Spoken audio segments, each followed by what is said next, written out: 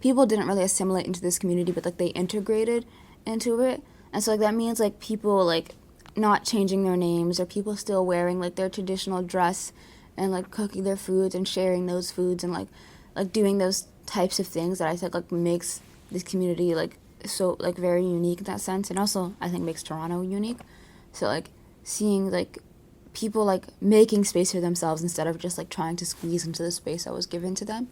And I think like there's a lot of like strong-minded people like my mom and like all the other like aunties and uncles in this community who like really forced spaces for themselves. Like they really like painstakingly carved out these spaces for themselves. And I think that's really what's an important part of Regent Park as well. No, my parents are from Somalia, and they left in like 1985, 1986 because a war was kind of brewing at that time in Somalia. So they were teenagers and they did not have much opportunity in Somalia, so they had to leave in like the mid 80s. And Italy has like some historical ties with Somalia, so it was easier. That was the easiest place for them to go. But they couldn't stay there because you couldn't become an Italian citizen. You just had to kind of stay in like this kind of limbo of refugee status. And it was just like it would be impossible to build a life over there, really. So they had to plan to move elsewhere, which ended up being Canada. Like Regent Park physically was like very contained. Like there weren't really streets running through the neighborhood. Like it was just kind of like one big block, aside from like Dundas Street, which kind of separated South Side and North Side. So for me, when I was younger, it was like a real like, in like the truest sense of the word, like a community. It was something that like you couldn't change and was inevitable. So it was more of like a, oh, when am I gonna move, instead of like, or where am I going to move? So it was just something that people kind of just had to deal with, and you hoped you wouldn't be moved to like Scarborough or something. Like that was the biggest fear. Like some people had to move quite far. Like some people had to move to Victoria Park or Jane and Finch or somewhere like very far off.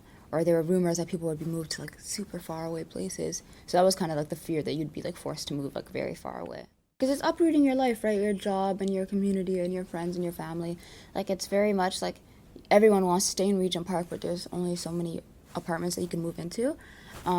So people are very worried, and also people worried that you wouldn't get your like a place back. Some people like accidentally signed away their rights to move back, and that happened. Like obviously, like this is a high immigrant population. Like some people don't really speak English. Some people don't understand what they're signing, what it means.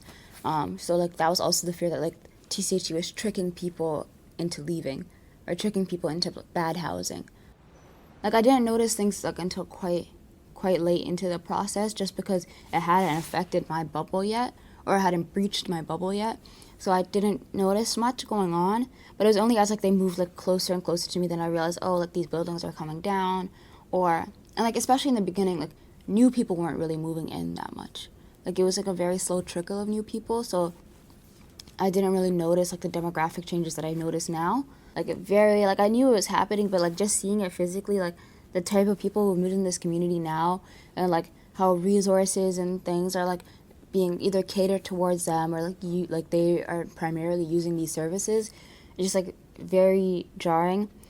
You can see it like in like the new resources and services that are here. Like there's like a private preschool here now, which like nobody in this community could afford beforehand, but like you can see who it's for. There's just like a lot of things that are like, whoa, like why is that here? Like that wasn't here before. You can tell like this was like, okay, this is made for the new people to come in. Regent Park to me like only really exists in my memory. Like it's not something that's present.